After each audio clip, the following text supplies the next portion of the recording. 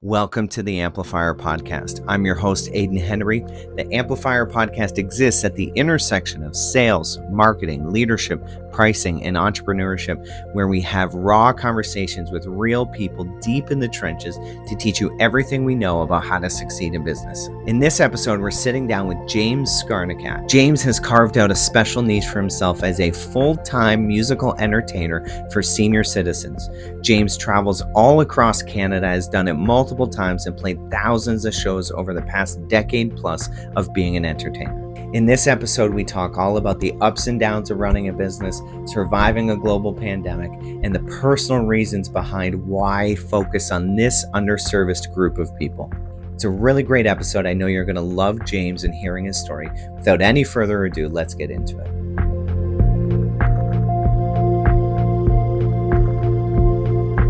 James, thank you so much for being on the show. It's so good to see you. So good to have you here.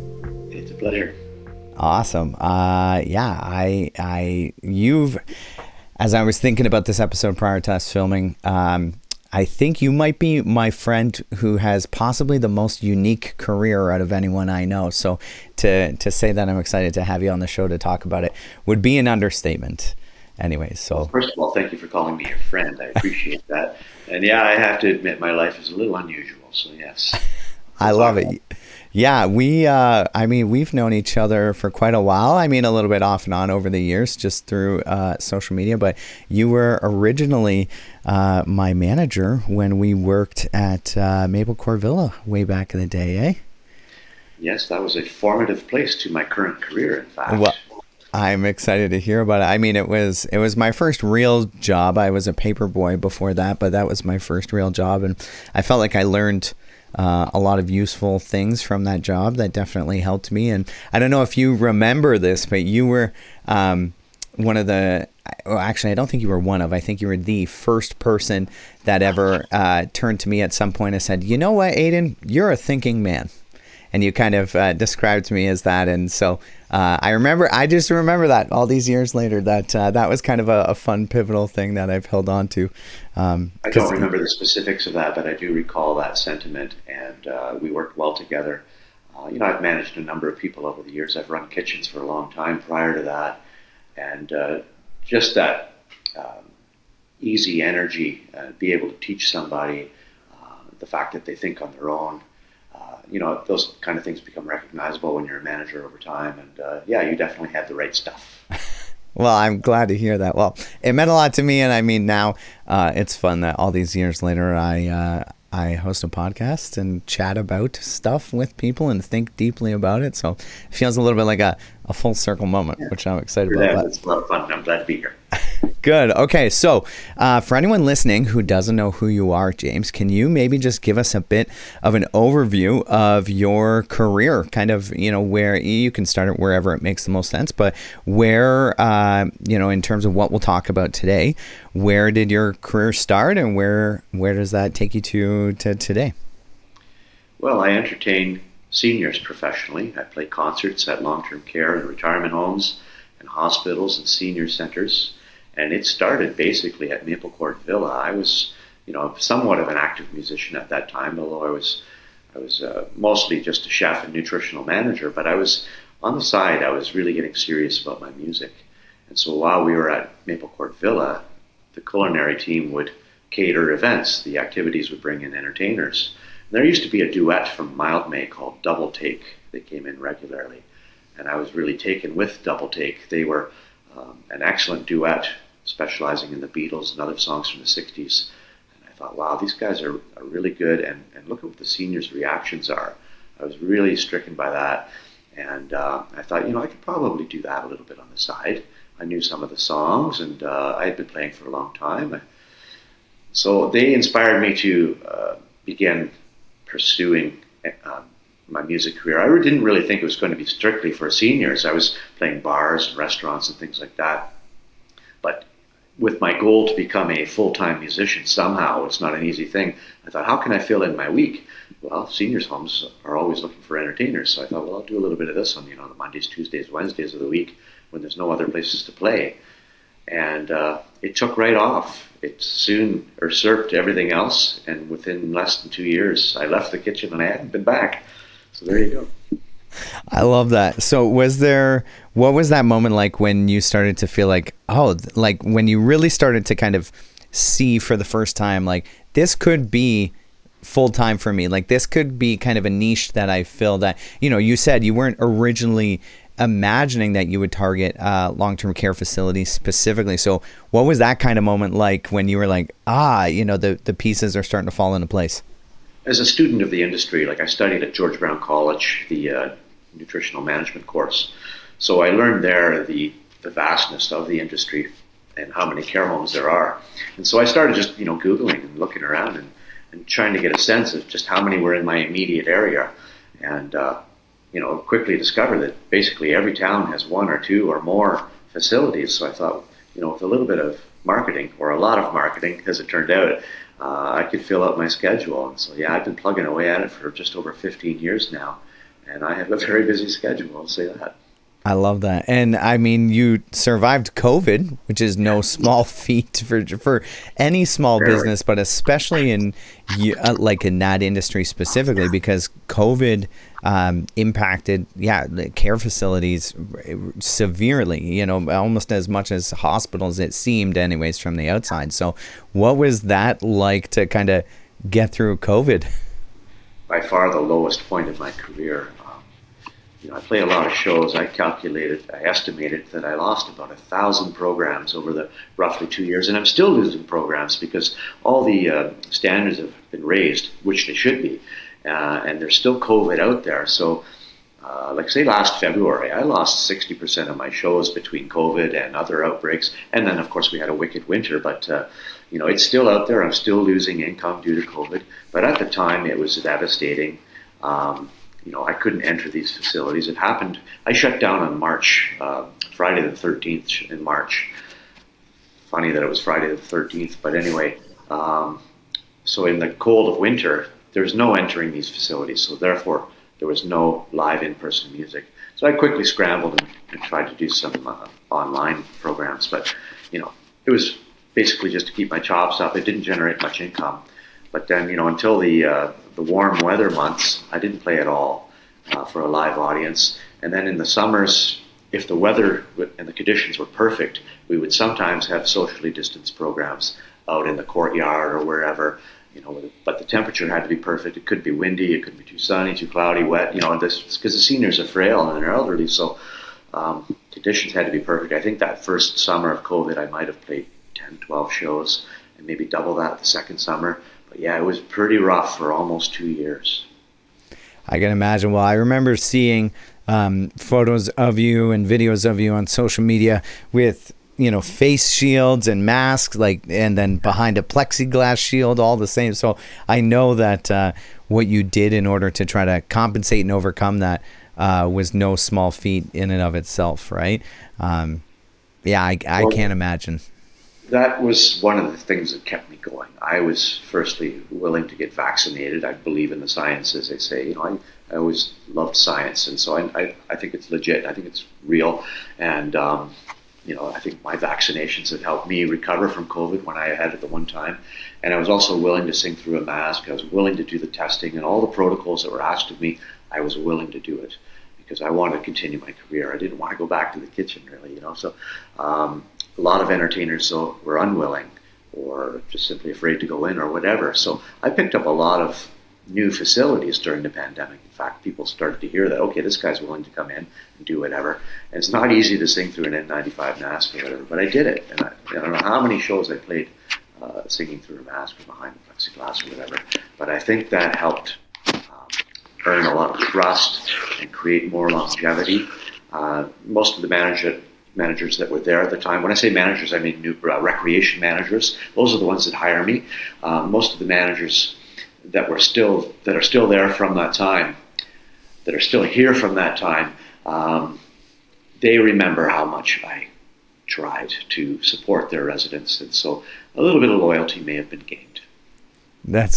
I'm glad to hear that because, I definitely got the impression that it was no small feat, the amount of hoops that you had to jump through in order to do that, which is great. And I mean, I'm sure, in addition to just trying to survive, I would imagine that there's a level of genuine care and desire to help people, right? I think that that's a really cool part of what you do. I remember very clearly when I would be cleaning up the dining room after dinner, and many of the residents that would sit by the front door night in and night out with very few family or friends that would ever come visit, right? And you almost, without even knowing for sure, you could almost tell just by the demeanor of some of the residents which ones had family that would come visit regularly and which would not. And I remember, my mom even really kind of instilled that in me of just like, Aiden, like, you have a real opportunity here just to be a good human being and just to, build into the lives of these people for as long as you're there. And again, I imagine that's one of the cool upsides of what you did and how you kind of pioneered through that. But maybe I want to back up just a second, because your program that you do is called Jimmy's Old Time Radio Show. And that is, as far as I understand it, and I would love for you to enlighten me, a distinct and specific kind of persona and maybe musical collection that you perform for seniors, because I know that you are also a big fan of bands like Rush, if I'm not mistaken, and I know that you obviously put out some of your own original music as well. So maybe can you kind of walk us through, because I think at one point I would have had a CD that you had burned me, which is aging us a little bit, but a CD that you had burned me that just had Skarni written on it. And so I'm curious if you can kind of walk me through the development of Jimmy's Old Time Radio Show. Well, when we worked together at Maple Court Villa in Walkerton, I was doing a lot of garage band recordings and just trying to get down some of the songs that I had written throughout my life. And that was really my education and helped me develop my chops. When I began entertaining at seniors, first I started, I branded myself as Jimmy the Crooner. I was just trying to find a handle that was easy for people to latch onto and something they could put on a poster that was recognizable. But then people thought, okay, this guy's a crooner, so he's a Frank Sinatra tribute or something like that. So after a couple of years, I rebranded to Jimmy's Old Time Radio Show. But I've actually since, just in the last few months, I've rebranded slightly again. I now call myself Jimmy's Classic Radio Show, because I just found that it wasn't very often, but a few people balked at the word old. And I wanted to be more inclusive, because not everybody in the care homes are seniors. There are younger people, car accident victims and things like that. So I just thought maybe getting rid of the word old might be more inclusive. So now, because I'm still honoring the classic music, I just rebranded it to Jimmy's Classic Radio Show. And funny you should mention Rush. They're going on tour. I'm sure you probably heard that. I'm going to be on the wait list for tour tickets for my favorite band, which that's what I want to hear when I'm living in the homes. But what I try to do is I have a simple formula. Just simply play the songs my audience wants to hear in the way that's recognizable. So I'm playing, a wide variety of different classics, not any single genre. I play a little bit of everything, because everybody has their own unique tastes. And I try to, by the end of the program, have touched on as many personalities as I can and satisfied as many people as I can. And it's really working for me. Every show when it's done, people come up and chat with me and share their appreciation. And that for me is the most important thing, is just winning over my audience. So, and hopefully the recreation manager there is at that critical time to see the audience reactions. So yeah, just deliver what they want. Simple formula. I love that.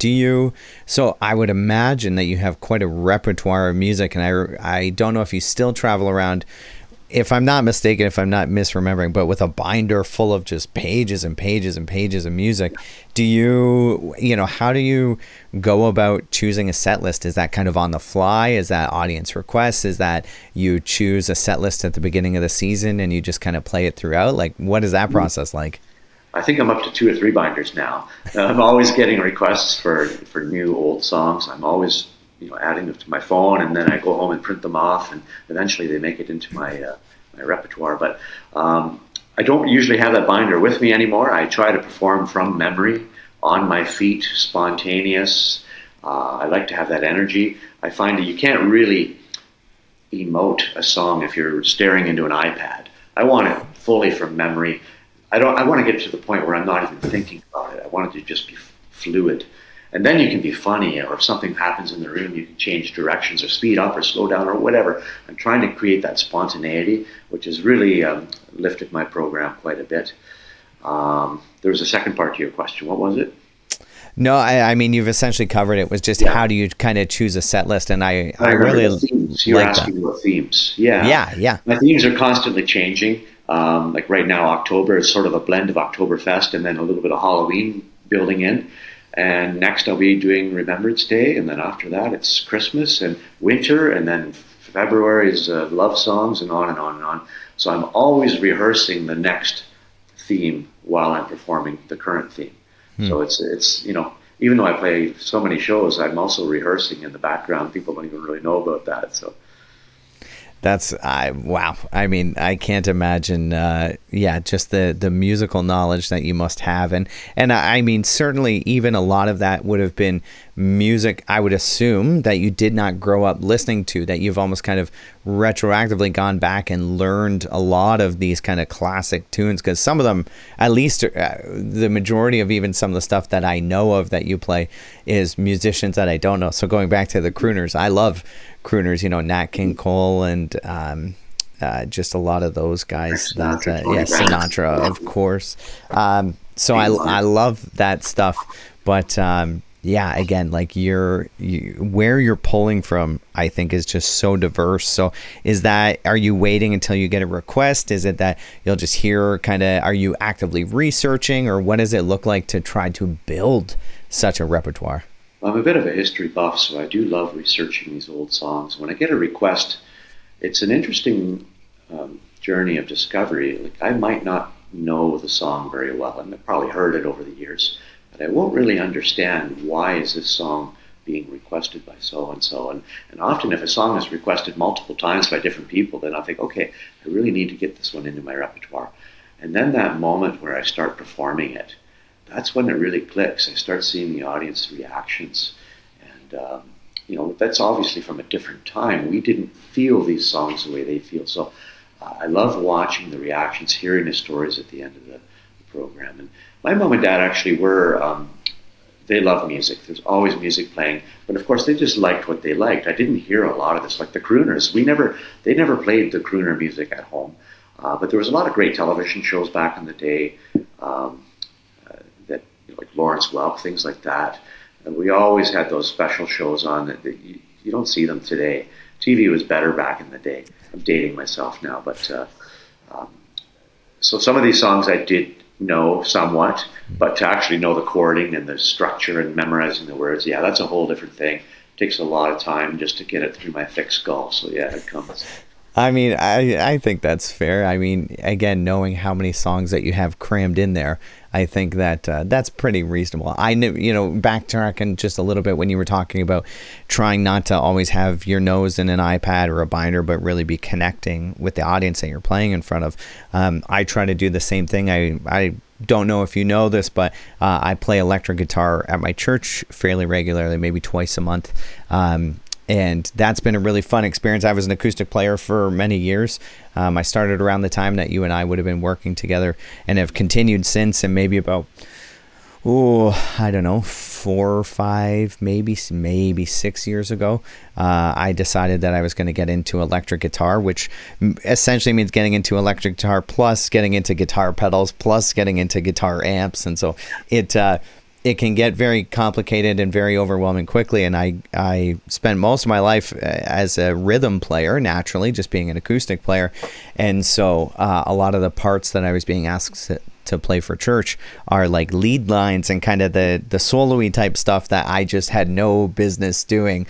But it has been and continues to be just a really, really great learning experience for me, just to understand more about musical theory and to understand the dynamics of a band and so on. But one of the things that I try really hard to do, so on our average Sunday morning, we'll do 4 songs to kind of open the service. We'll have the sermon, and then we'll have a closing song. So it's about 5 songs in total. total, and I'll make like a little set list where I'll just write the names of the songs, the keys that they're in, and then the beats per minute for the song, and I'll have that down at my feet. But other than that, I try to tuck my notes away, and so whether I'm playing rhythm for that song and I need to know the chord changes, or if I'm just playing little lead lines and I got to remember where on the neck that part is and what key we're playing it in, it's been really, really fun for me. I've probably done it for about 2 years now, where pretty consistently I can show up on a Sunday morning without having an iPad or notes of any kind. And again, for me, it's another opportunity to kind of connect with everyone in the room, but also not to just be so focused on what I'm doing. The things that I think maybe I'm too judgmental about, but it makes me sad, is just when a musician of any kind just has their instrument in front of them and they're very enclosed and they're playing technically beautifully, but they're not connecting with anyone. They're not entertaining. They're not putting on a show. Because I know for me, when I go to see a musician, there are many musicians I love that I watch tons and tons of YouTube videos of bands performing live. And there are many bands that perform excellently and technically, but they have very little entertainment value. They don't chat between songs. They don't really improvise much. It sounds just as good, if not better, than it does on the recording, but it's kind of not a whole lot different than just putting on Spotify in the first place. So all of that kind of is going through my mind, and I get a little bit of an adrenaline rush from the risk of not having my notes in front of me. Absolutely. So if I forget something, which absolutely has happened, that the service starts and my mind goes blank, you better think of something quick. And I love that. It's terrifying, but in a really cool and beautiful way all the same. So has that happened to you, that you've started a set or something and had your mind go blank and had to improvise? When Neil Young played in Omimi a number of years ago, he said, this is live music, anything can happen. And it's true. That's one of the joyous things about it, is it's spontaneous and it's a human experience and interactive, and it could be fun or it could be scary, but the more you rehearse, obviously the more prepared you're going to be. So I really have stepped up my rehearsing, and I try to have the song as close to fully memorized as I can before I reveal it. And if I do sometimes have notes there, I'll have them off to the side. They won't be right in my face. And I'll just, if I just take a glance, maybe get that first word, and it's like sort of opening a file. You get the first word of a paragraph, and usually the rest will flow if you've studied it enough. And another thing that I thought of as you were speaking there was a phrase that I sometimes like to say is, I'm learning how to learn. I'm getting better at learning songs. I don't know how it is, but I'm rewiring my brain with every program, with every concert, with every song I learn. Where our brains are plastic, not literally, but maybe almost literally now. But anyway, I'm learning how to learn, and it does get a little easier as time goes on. And I think with every show, I learn just a little fragment more. And when you mentioned entertainment, I'm really putting an emphasis on that as well. A lot of humor, a lot of jokes. I keep saying spontaneity because that's a big part of it. And for me, when I'm saying a joke, I might be saying that joke for that song every show. So for me, it's repetitive, but for that person in the audience, it's the first time they're hearing it. And so it's still not just, it's not just ingenuous, it's still spontaneous to them. And I would imagine that's what it was like for, Robin Williams or Frank Sinatra or Sammy Davis Jr. or any of those entertainers. They would repeat jokes. They wouldn't make new program every show. And so they probably learned to understand, just as I've learned to understand, that to the audience member, it's still a unique and new moment. So yeah, there's all these psychological aspects to performing that's one of the things I love the most about it. It's just the psychology of performance. Oh, absolutely. Well, and again, you, of course, are a thinking man, which is why I thought that you'd make a great guest on my show, selfishly, because I'm like, I know that you'll have all of these different insights and things, right? It's encouraging to me to hear you talk about how much rehearsing you do, because I think with, at times you've had 400 shows in a year. Is that right? Am I making that number up, or is that? Well, tonight's program will be my 299th this year. So I'm going to break the 400 this year. I'm still wild. Trying to break that 500 ceiling. I got to 490 3 years ago. And if it wasn't for outbreaks and cancellations, I would have cracked 500. But that's a tough number to hit. Wow. But I'm going to take another run at it next year. I've already booked over 300 shows for next year. And that's one of my, it's just pure vanity. I mean, nobody cares if I play 500 shows or what. But for me, it's just sort of a target. And I'm trying to make a living at it too. So the more shows, the more income. Really, I'm just a working man trying to survive. But fortunately for me, I'm doing something that I love. And there's a word that I like. You've probably heard it before, a Japanese word called Ikigai, Ikigai, which is that bullseye between vocation and what you love and income and service to community, that bullseye. I feel like I've come very close to that with what I do. And it is a satisfying vocation. Every show is different, which keeps me interested. I've got a bit of a restless brain. I'm always trying to do something different or more. So this is good for me. Every show is different. Even if it's the same room, it's still a different show. So yeah, I think I found my Ikigai. I love that. I've never heard that word before. So thank you for teaching me that. That's so cool. But what encourages me about listening to you talk about how much you rehearse is that Ikigai. Okay. Good to know. I like that. I could see you as someone that you could make a very strong argument about why you don't need to rehearse, just because of the sheer volume of shows that you play. And so it's encouraging to me to know that even given how many years you've been playing, how many songs you know, how many shows you do in a single year, that practice and learning is still so vital to you. And I'm sure speaks to the success that you've had. I'm a huge Formula One fan, and right now my favorite racer, his name is Max Verstappen. He has won the championship 4 years in a row. It's questionable if he's going to win it this year. He doesn't have a very good car this year, and the other teams are doing quite well. But there was this little video clip I've seen of him where so he's a 4-time world champion, and one of the other guys on the grid is a 7-time world champion. And he shows that on the practice days before the race, where the pressure is not quite as high, but of course they're preparing for the race. There's a little video clip of him pointing out that he and the 7-time world champ were the first 2 drivers out of the 20 that race to show up that day to work, and that they were there earlier than anyone else, and more than likely stay later than anyone else, and more than likely practice and do rehearsals between races more than anyone else, driving on the simulator. And so I think of those guys, and I think these guys are literally the pinnacle of motorsport, and yet they still practice and rehearse. And as much as it seems to come easily, it discredits all the amount of work that they put in if you just say they're talented and you chalk it up to that. So in the same way, I'm seeing parallels here between the amount of work that you put in that certainly you reap the fruits of later, but that is less glamorous, and maybe people don't see or like me wouldn't expect that necessarily that you have to do, right? But maybe just switching gears a little bit here, James, I would love to kind of just dig into seniors entertainment in general. So you talked a little bit about how it kind of came about how you started to see, okay, maybe this is a niche that you can tuck into, and it kind of just went from there. Is that a space that you foresee, like for the long term, is still going to be a great opportunity? Have you met many other full-time entertainers that focus on this market specifically like you do? Is this an emerging field that I'm just unaware of? Or I'm just curious to know kind of, the niche that you've chosen, how many other people kind of participate in it, and kind of what it's like to operate within it.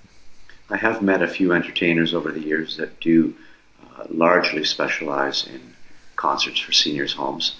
The funny thing is, though, like if I'm performing somewhere, I'm usually the only entertainer there, so I rarely meet other entertainers. But during COVID, there was a lot of cohorting. So I'd be playing in one unit, and other musicians would be playing in another unit. So I met a couple of musicians during COVID, and then and just a few by random chance. And I have a few friends that are playing just about full-time for seniors, and then some bars and things like that. I don't know anybody else that's doing it to the extent that I am. Like I'm performing across Canada. Most people are just within their region. Like I know a guy that dominates Niagara, and I know a guy that dominates Barrie, and so on.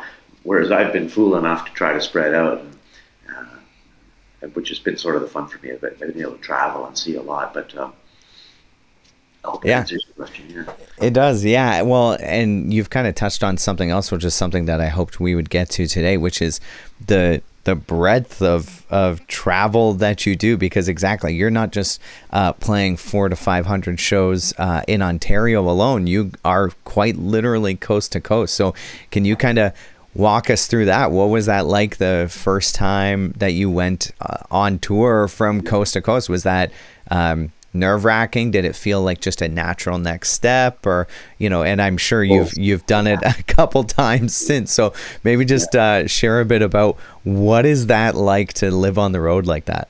I remember in 2013 when I first went east and west, and I'd never been to the Maritimes. I'd been to the west once, but I didn't drive on my own. It was part of a trip that I took with someone else, and it just felt so vast. I felt so far from home, and I just began to understand the breadth of Canada.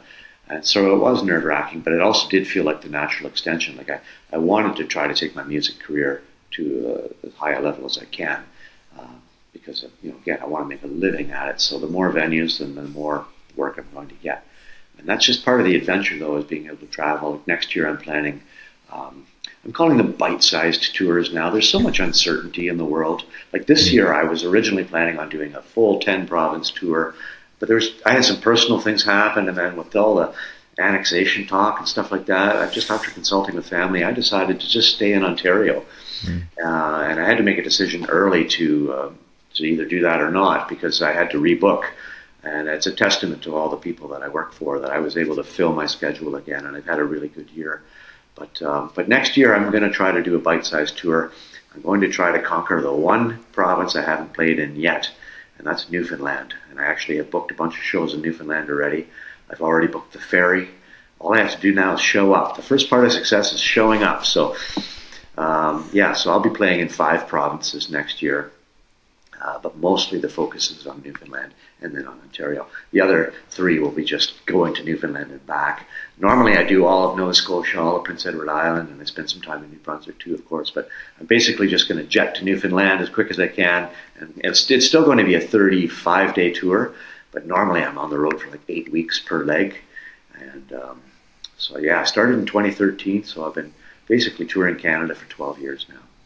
Wow. Well, that is something I can't imagine. When you're on tour, how much, if at all, do you get to see of the places that you go? Because one of the things I'll say, I am not as well versed with Canadian history as I probably should be, and sometimes would like to be. I want to know more than I do, but I feel like you are perhaps one of the most authentically and deeply Canadian people I know as well, just because of how much of our country you've seen and really focused in on. So, what was my original question there? I guess just, do you get to see many of the places you travel to? Because I know that, some of the rock and roll bands that I've kept up with over the years, they talk about, even if they are successful enough to play in stadiums, you essentially are just kind of seeing back alleys and stadium green rooms and not a whole lot in between, that it's not as glamorous as it seems. So I guess my question is really, are you able to make it glamorous, or is it, what is that like, I suppose? No, I always, it's kind of a bad pun, but my audiences are a dead end audience. You might want to beat that out, but they're seniors' homes, so it's very humble. But also these programs are just 1 hour long. There's no fanfare. There's no green room. There's nothing. You just show up and play, have some fun, and then you're gone. Usually about an hour, 45 minutes is my visit. And I have all this in-between time. So, I'm big on seeking out parks and campgrounds and hiking trails. That's one of the things I love the most. And simultaneously, you talked about history. I always knew about, I don't know if you've heard of Pierre Burton. He used to be a CBC personality, a historian, author, but he wrote a lot of history books. Canadian fella, long gone now, but he wrote many Canadian history books. So I fell into his books just at the time I was starting to tour. And so I kept finding his books in, Value Village and things like that, and reading about Canadian history while traveling. And so I'd show up at a place that maybe I read about in a book somewhere in the past, and it really ties it all together. So I guess I do feel Canadian. I love Canada. In fact, tonight's program is only about 90 seconds long. I'm singing the national anthem at the Owen Sound Attack hockey game tonight. Oh, so, no kidding. Yeah. That's the first time I've done that. I'm really looking forward to it. Just a cappella, just singing. Probably won't be anybody there because it's Thanksgiving, but whatever. It's still going to be fun. That's wicked. So I imagine, that's a unique gig that you can say you've done. Can you think of any other noteworthy, weird one-offs, or did ever open for someone that was interesting, or just maybe it was an odd show out in the boonies somewhere, which I imagine you've seen a lot of the boonies, but can you think of some of those other oddball shows? I love the boonies. I love the small towns. Like you go out to the prairies, there's these little villages in the middle of nowhere that there's a nursing home there usually. And I just love those. They never get anybody rolling through of my caliber. And, so you just pull up at the door, you walk in, there's no traffic, and they're just the most welcoming people. Odd shows. I remember once when I was still mostly playing bars and restaurants, I played a Russian Christmas party at a resort in Bruce Peninsula. Everybody spoke Russian. They had the most amazing buffet of like smoked fish and all that stuff, but nobody spoke English really, and they didn't know Neil Young or all the stuff that I was playing Tragically Hip. And one guy came up and said, you're very good, but we want to hear a Euro beat. So anyway, they were very nice, but they didn't want to hear me. Yeah, that's funny. Yeah, a little bit ending up in the wrong place, but hey, if you got a little bit of gas money and some food out of it, I guess once in a while you'll call it even there. That's funny. Okay, I've always been curious about the logistics of what you do. And so if at any point we tip into territory that is too confidential, you can turn me away. But just like, things like contracts, and you've talked about how you've already booked 300 shows for next year.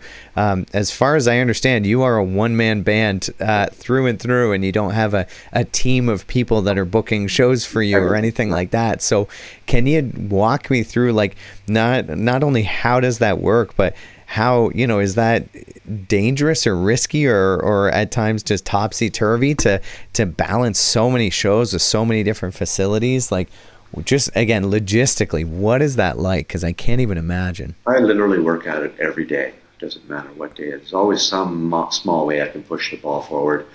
But usually I spend hours and hours sometimes. Like even last night, it was 4 a.m, my eyes were open. And okay, I could probably go network Newfoundland. So I got up last night and I networked Newfoundland for about an hour pre-dawn. And there's just always something to do between networking and accounting and just follow-ups, and I have drafts, I have invoices to make. And then just dreams about the future itineraries. Like I've got next year thought out, so I'm already thinking about what will I do the following year. Just, what can I do with my life? So it's a non-stop treadmill, and it's always engaging. There's always something to do. You mentioned contracts. I'm largely unprotected. I'm not a member of the Canadian Musicians Union. Thought about it. I've talked to many people about it. I don't really see the benefit because I find, like I just had a place yesterday cancel me because they got double booked. They have to have CPR and first aid on the day that they hired me to play the show. So unfortunately, James, we have to cancel you. So, okay, so if that's it, I'm out my money for that day. If I balk at them, if I get upset with them, then they just simply don't hire me again. It's that simple. I'm totally unprotected. So I really got to kind of kiss bleep and just keep my mouth shut. I've learned it's not easy. It doesn't come naturally to me. But just kind of roll with it, and it all evens out in the end. I try to tell myself. But yeah, I'm pretty much unprotected. I used to try having a cancellation fee. I tried that for a few years. Some people would pay it. Most people, I would just say it's optional, but it'd be really nice. If you cancel me last minute, it'd be nice if you sent me some money. A few did it. A few just wouldn't hire me ever again. So yeah, tread lightly. Yeah. I imagine all of that's fair because again, I would think that trying to enforce contracts, trying to enforce cancellation fees would be impractical at the scale at which you operate, right? And hopefully it's not tens of thousands of dollars per show that you're losing. That if you make a couple $100 per show, right? Yeah. Exactly. If you make up for it somewhere else, then hopefully it's not a significant portion of your income, right? But I know when it adds up though. Like I think COVID aside, where I lost I don't know, incalculable amount of money, but I think I have definitely lost tens of thousands just from the regular cancellations, outbreaks, snowstorms, missed schedules, mistakes. I've definitely lost a lot of money, but yeah, you just sort of eat it. Yeah. Well, and that's the unglamorous side of being a small business owner is some of those things that, like you said, working at 4 a.m. because you're like, hey, this is a business opportunity, or kind of letting some of those things the wheels go. Are always turning. There's always something to do. Yeah. Absolutely. Fortunately, I love doing what I do. Like I'm kind of obsessed with it, and like if I didn't enjoy it as much as I do, I wouldn't manage it as well as I do. I think I do manage it quite well. Like I rarely mess up. It happens occasionally, but I've learned how. Again, I'm learning how to learn. I'm learning how to foolproof myself as well, and building in systems all the time to not make that mistake. Sometimes things will happen, and so you learn a lesson and how to prevent it in the future. So maybe just going back to kind of, networking and finding new opportunities there. I imagine, and correct me if I'm wrong, but I imagine a lot of the places that you play nowadays are places you've probably played at least once before. But maybe if you want to rewind to the beginning, what is it like to, I guess you're doing this in Newfoundland right now, you said, because you haven't played there yet. So what is it like to network for you? Like I imagine one of the really beautiful things, and I think one of the principles that any small business owner listening to this episode can take home is that you have a skill set that is very valuable to a niche audience, and you are able to identify who that audience is, and you are able to proactively seek them out and try to build connections and find business opportunities where you're both benefiting, right? And I think that is certainly got to be one of the massive keys to your success, is your ability to kind of do those two things. And I think a lot of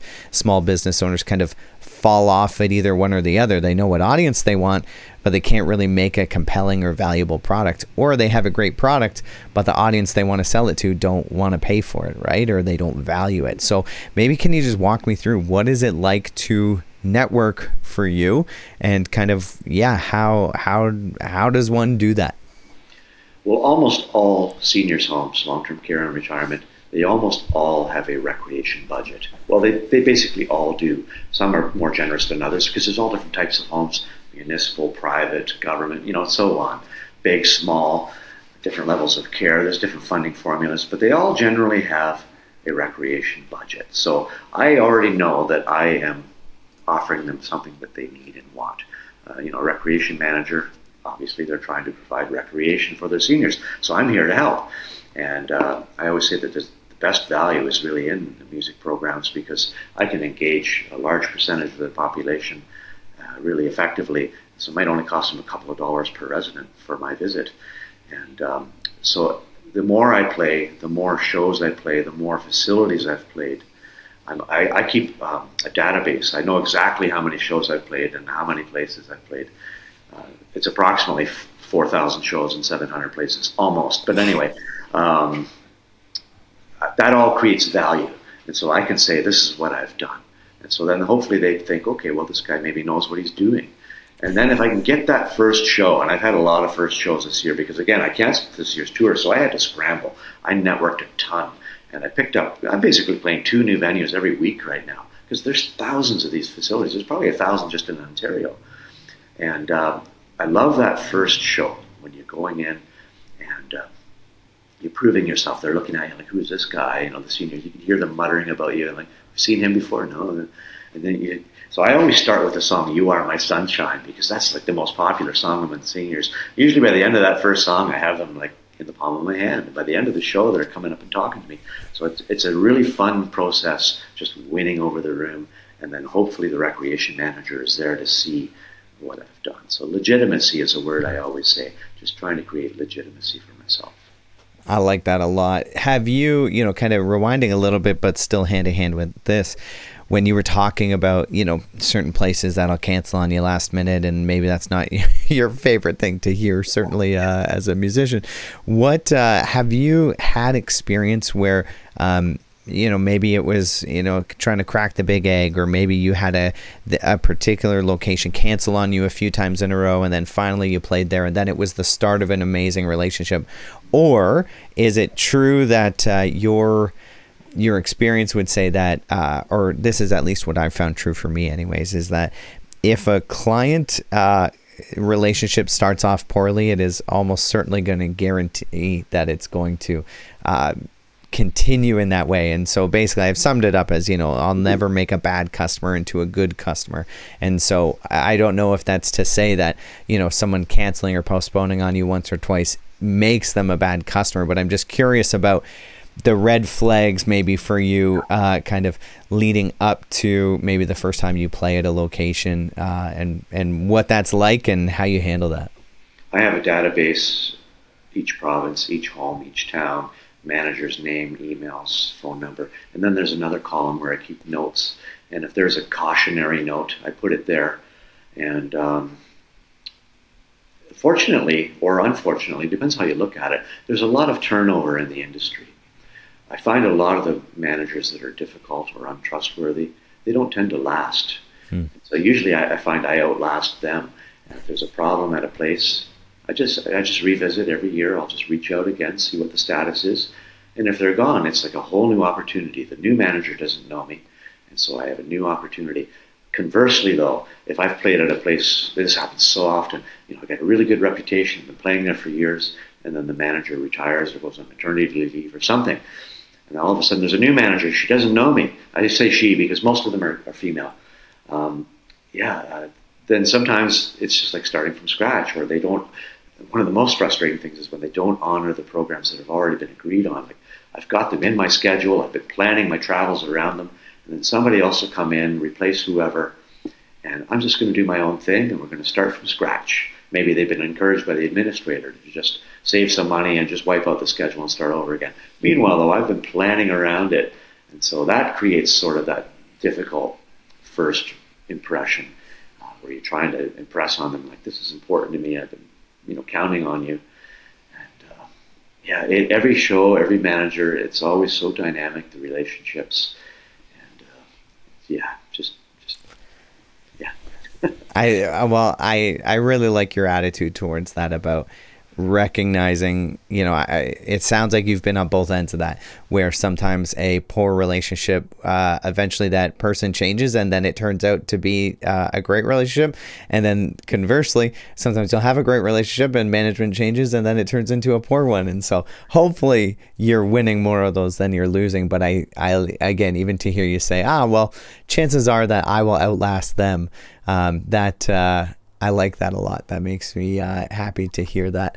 One of the things I've been curious about too is how much, if at all, referrals play a part in your marketing strategy and kind of your ability to book new business. Because I know that this is a big thing for me, that when I'm, whether I'm coaching or just having a chat with a friend who's starting out a business, and maybe they've got a couple clients under their belt, but they are struggling to find more clients. One of the things I often recommend is go back to a happy client and ask them if they know anyone else that's not a competitor, in industry or geography that they could recommend that business to. And so I'm curious, is that kind of a thing for care facilities? Are they as connected to each other as you might think, or you might not think? Like, kind of, what role, if any, does referrals play? They're not as connected to one another as I would have hoped. Like, I'm sure, say there's a large company like Chartwell. We used to work for Chartwell, Maple Court Villa. Obviously, they have lots of different recreation managers, and they have these conferences. And I'm sure they talk among themselves. And once in a while, I do get a referral, but it's not as often as you would think. But I had a really exciting one just this week. I don't even know how this person got a hold of me yet, because we've only been playing phone tag. I haven't actually spoken to her. But there's this little hospital with a little long-term care unit on Fogo Island in Newfoundland. And I just finished the show, and there's a voicemail. And, I heard about you from so-and-so, and I wondered if you'd like to come to Fogo Island. Absolutely, I'd love to come to Fogo Island. So I don't know how she heard of me, but that's really flattering when somebody does say that they heard of you somewhere. And that's what really all my social media is about. It's such an exercise in vanity. I'm posting all this stuff about me, and it's like, people always think I'm the most vain person in the world, but it's really just salesmanship. Again, legitimacy, and showing some kind of value. Like when I post a picture of myself, it's just because I'm trying to show how often I play and how I show up, and how busy I am, and hopefully people will think, okay, hire somebody. If the old phrase is, if you want something done right, ask somebody who's busy. And so I hope that still stands true, because I'm definitely busy. Yeah, I would imagine so. I mean, that makes a lot of sense to me. I was going to ask too, have you ever gone to, at Chartwell as an example, have you ever gone to a head office or something like that and tried to infiltrate kind of and work your way into the network from there? Has that ever been successful? Just about annually, I try that with a few different ones. It has yielded absolutely nothing. I've spoken to them on the phones. I've sent packages in the mail. I've asked managers to refer me. I've tried all the different tacks that I can come up with. I've walked into the administrator's office and said, "Hey, would you be able?" And it's always yielded nothing. I think they're just maybe kind of overwhelmed. And what the typical answer is if you want to play at this home, just talk to the recreation manager. I'd love to become a corporate musician, actually work for Chartwell or for Schlegel or Southbridge Care or whomever. Chartwell will be great because they're huge. They're all over Canada. And if I was a corporate musician, obviously I'd benefit because I'd be getting an actual payroll with benefits and pension, which I get none of as a self-employed slob that I am. But and then I could bring them extra value. Like I could bring cohesion to the company as a whole. I could provide audits and training as well as good music programs. But I could just deliver to the company as a whole. But I haven't been able to sell anybody on that. But just about every year I kind of revisit it. But it's hard to even get one of these CEOs on the phone. So. Mm-hmm. That's fair. I can imagine that would be a difficult thing, and it's although it may be a little disappointing, I can imagine a fairly logical answer that they would tell you, if you want to play there, just go ahead and reach out to them and kind of see what goes from there, right? You were talking about cohesion and maybe recreation programs as a whole. Is that something that you've ever thought of as kind of, whether that's almost an additional service or just something you did as a freelancer, or just like, what would that mean to you, or what ideas do you have around what that would really look like?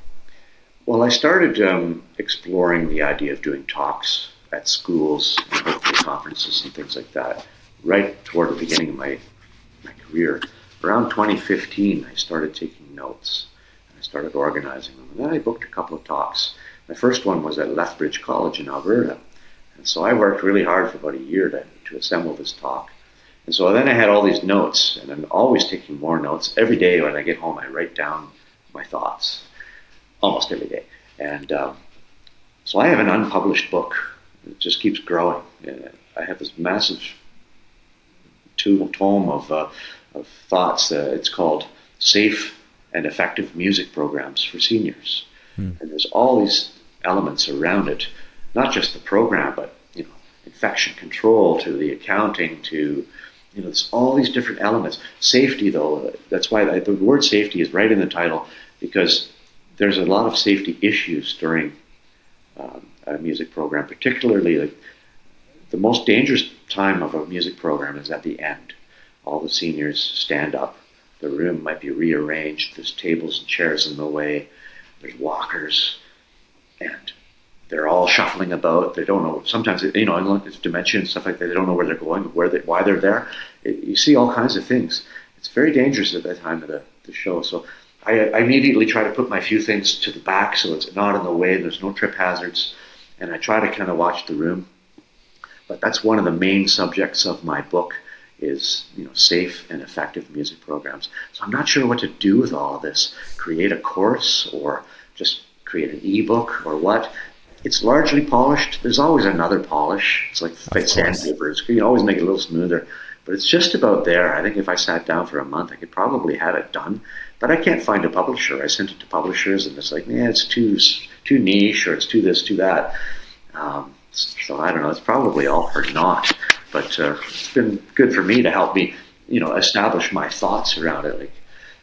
Like when I write, you're the same way. I'm sure when you write, you're processing. You're getting your thoughts in order. And so I learn from every show. There's always something to learn. Absolutely. Writing is just thinking on paper, right? Absolutely. It's an organizational tool for the million different observations and ideas and tangents and things that pass through my head. I was going to say earlier that that database of all the shows, all the locations, all the managers, all the homes that you've played, that I'm sure somewhere on the black market you could sell that thing for a pretty penny, because that's Yeah, I posted it on my Facebook as, hey, database for sale. I didn't get a single bite, but not everybody looks at my Facebook, right? But yeah, I actually shared portions of it with, we talked about other entertainers that do seniors shows. I have a couple of friends, one in particular, just last week, I sent her all of my Ontario contacts, just out of kindness. I'm not in competition with them. Mm-hmm. We're all in there for the same purpose, and she'll mention my name and I'll mention her name, and we just try to help each other. That's how I approach it anyway. So yeah, I haven't had any takers to sell it, but I suppose, sometimes you hear about businesses when they're closing, they sell the business. I don't know if I'd be able to do that, because I'm a one-man thing. I have no employees, I have no equity, I have nothing really. But maybe that database will be worth something in the future. I don't know. But it's always incomplete. There's always changes. Every day I add and delete from my database and click that save, and it's constantly being amended. Yeah, well, I think that's fair. I imagine that just like the industry you operate in and the job that you have, that it would be fairly niche, that exactly you're looking for other musical entertainers that want to focus on long-term care facilities. That, again, to the right one, I can imagine that there's some value. And yeah, the book is interesting too, that I imagine, I'm curious, would publishing it, would that be a credibility booster to say, hey, I've got this book? I wonder, is that a networking tool that, especially for any, maybe going up to, a Chartwell or someone like that you hope to, or, kind of dream or would be curious to explore working with or partnering with or being on staff with? If that's an opportunity to be like, hey, I'm, even if it's just self-published, I've got this 300-page book that I've written from, more than a decade of doing this professionally, that who knows, that could be the door opener. It's always been my dream, and then do talks based on the book and then have it available. Probably just sell as a PDF, but to do talks and share what I've, ultimately that's the long-term goal. As I get older and, eventually get to slow down, I don't want to just go to the grave with what I've learned. I want to share it. That's really the ultimate purpose, I guess. So I love that. Yeah, hopefully some way I can share this. So that's great. One of the questions I wanted to ask you, or I guess it's kind of a two-parter.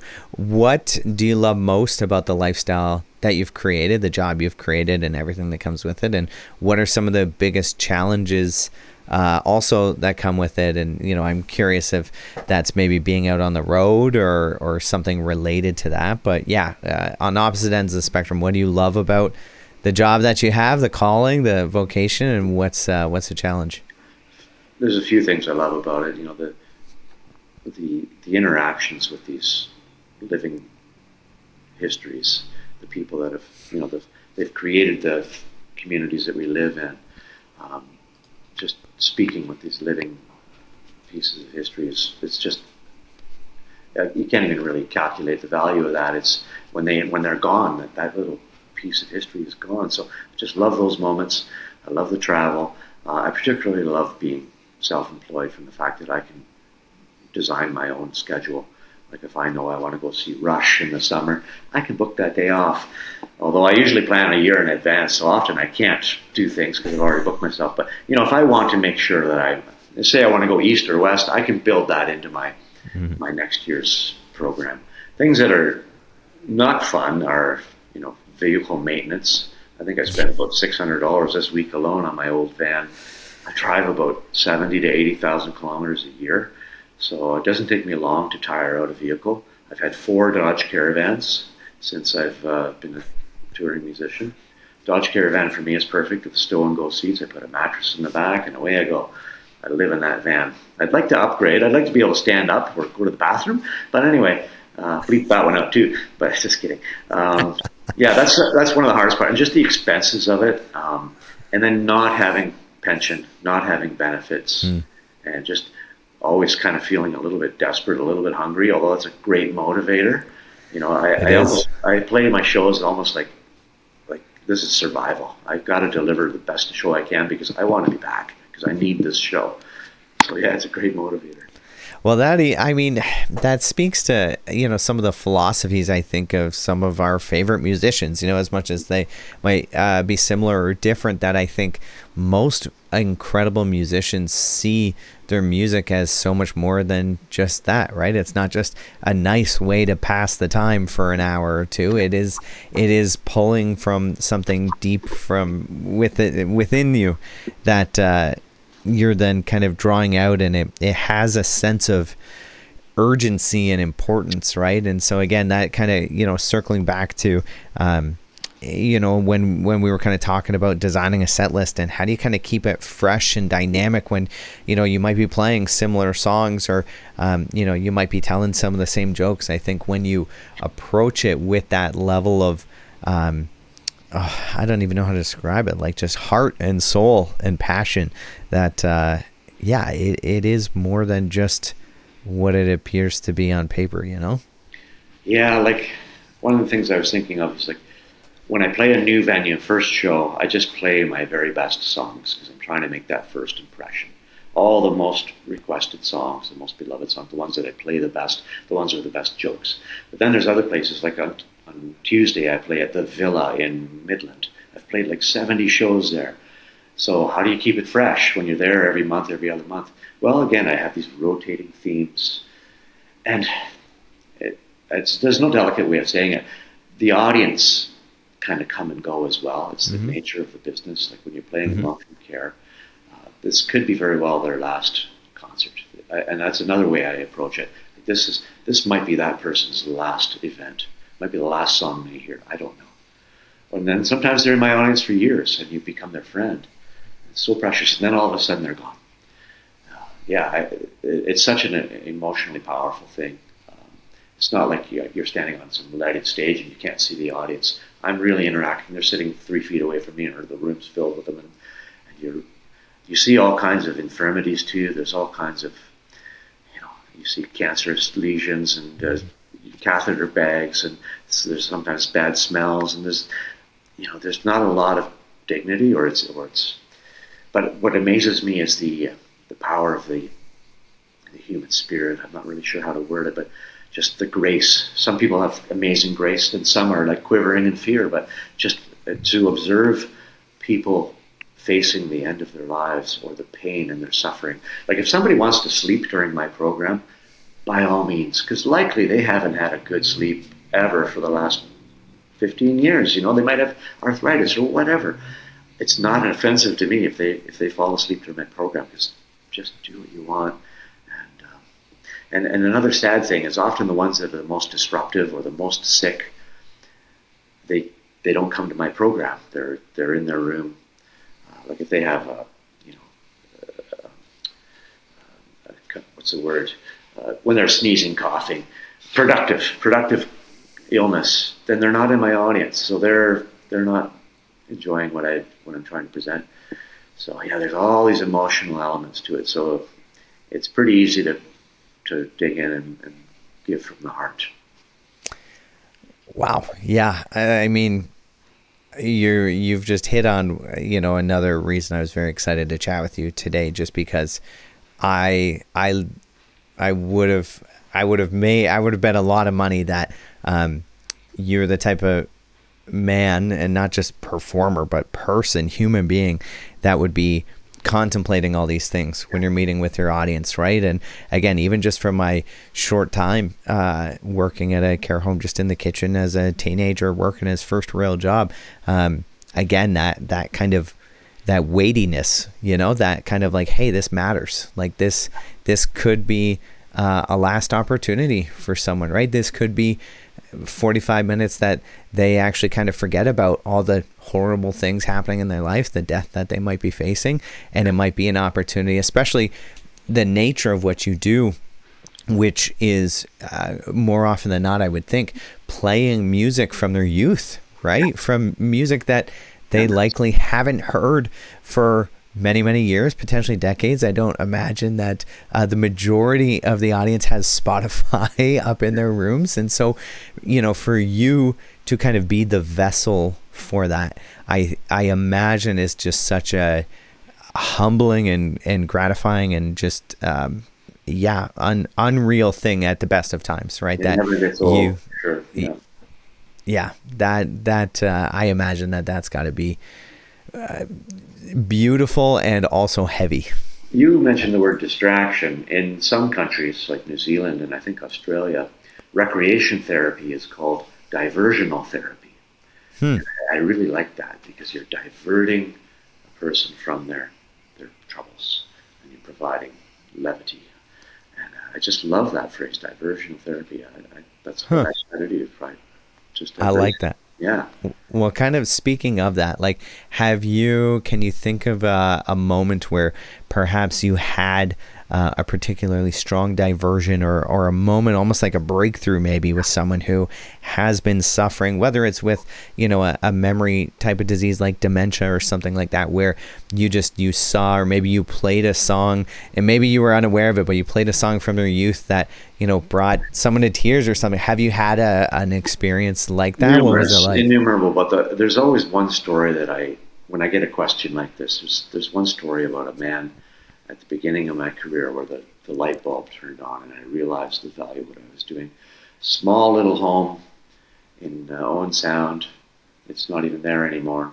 Since been swallowed up by a bigger home, which is great. They have a beautiful new home.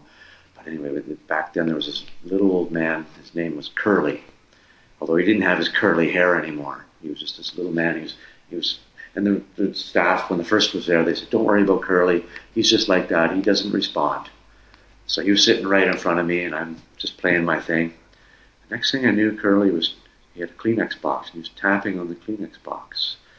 And he kind of came to life, and the staff were looking in, and like, oh, And so I was regular there. I was there about every month. And he was always humming this song. I didn't know what it was. There was this melody. It was nice. He was just, you could barely hear it. But then one show, I think it was his granddaughter was there. And she said, "Oh, I know what that song is. It's When I Grow Too Old to Dream." It's an old song, 100 years old. And so I thought, oh, wow, I'm going to go learn this song. So when I showed up the following month, I didn't have it very well learned yet. I just had the lyrics in front of me. But I played When I Grow Too Old. And he just lit right up. I must have played it 3 times that show, and probably 2 or 3 times every show after that. Even at Christmas, I was playing When I Grow Too Old to Dream. And that, for me, was the moment when I realized how much this music can open up a person. And then one day, he was gone. Wow. Thank you for sharing that, James. Wow. That's so incredibly powerful. The song, too, the fact that it was called When I Grow Too Old to Dream, just the symbolism of that, No kidding. Yeah, that's not lost on me either, right? That's, just fitting in such a unexplainable way. Yeah. No kidding.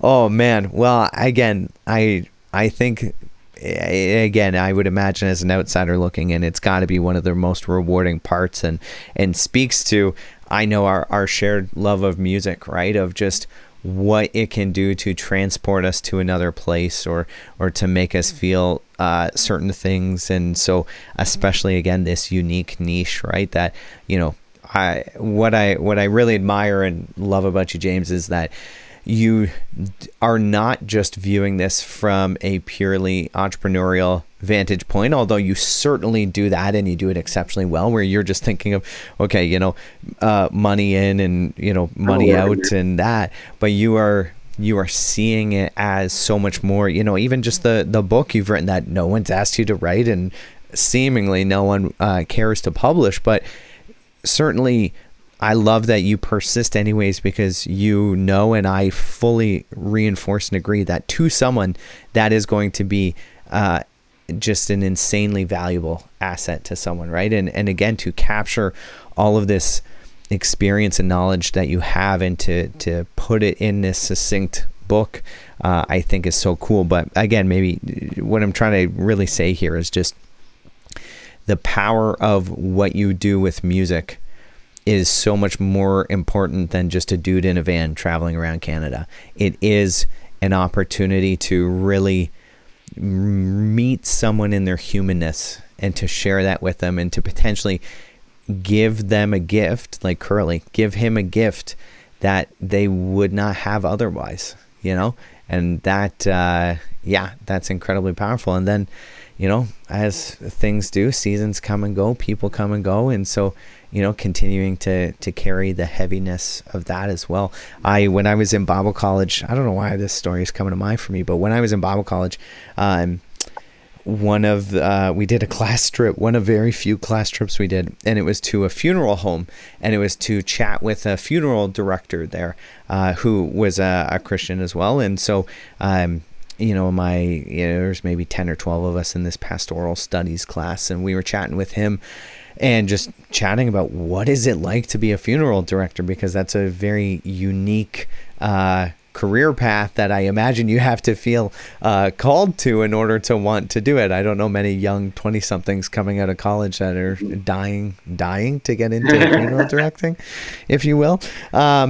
But at some point, one of us had asked him, kind of, how do you put up with the weight of kind of what you do? And he described that, I think on average, once a month, he said he would have like a really, really solid cry that would kind of allow him to process and kind of go through, the experience of being with people at some of the hardest and heaviest moments of their lives, but still kind of to endure that with them, but then still be able to release himself of that and kind of be able to move on. And again, I think the parallel really, and why it's come to mind for me, is just what a really cool opportunity you have, James, to be with people at a unique point in their lives and to journey with them, and to, again, almost, in that hour that you share together, as much as you might be thinking about the next show you got to get to, or what you're going to have for dinner after, or what have you, that for that kind of moment in time that you get to potentially give these guys something truly beyond value, I was snickering, Aidan, because when you mentioned funeral home, yesterday I played a show, and I'm chatting with the residents after the program, and I'm shaking hands with this fella. He had big hands. I said, "My, you have big hands. Were you a farmer?" And he said, "No, I was a coroner." And I said, "Well, I'm glad we didn't meet earlier," I said. Oh, that's so funny. Yeah, maybe that's an untapped niche as well, his funeral homes, but I don't know that I would personally be in a rush to get into there, but nonetheless. Oh man, what an incredible episode here, James. This has been so fun, such a unique opportunity to chat about some of the stuff. Thank you for letting me pick your brain about so much of this. I mean, I'm looking at our conversation guide here, and I know there's all kinds of things we didn't even get to chat about today. So I'll be bugging you again sometime in the future, that I would love to do a part 2 of this. Yeah, maybe this time I'll come to your place. Yeah, you're always welcome to come to the doghouse. St. Thomas Walmart all the time, so I'll pop over. Yeah, well, I mean, if you ever need a nicer place than that, I don't live very far from it. You're welcome to sleep in my driveway. I got a guest room downstairs. That's a generous offer. Thank you. No, I mean it. You're more than welcome to. So anywho, but James, again, thank you so much for your time. Yes. Again, what a cool episode. We'll definitely we'll do a follow-up in one way or another. Thanks, Aidan. All right. Thanks, James. Keep up the good work. Thanks. And that is our episode. Thank you so much for tuning in. If you haven't already, be sure to go to your favorite streaming platform and subscribe to the podcast. It's on Spotify, Apple Podcasts, and the full video is on YouTube as well. And that way you won't miss any future episodes. Once again, my name is Aidan Henry. I'm the host of the Amplifyr Podcast. Thank you so much for tuning in, and we'll catch you in the next one.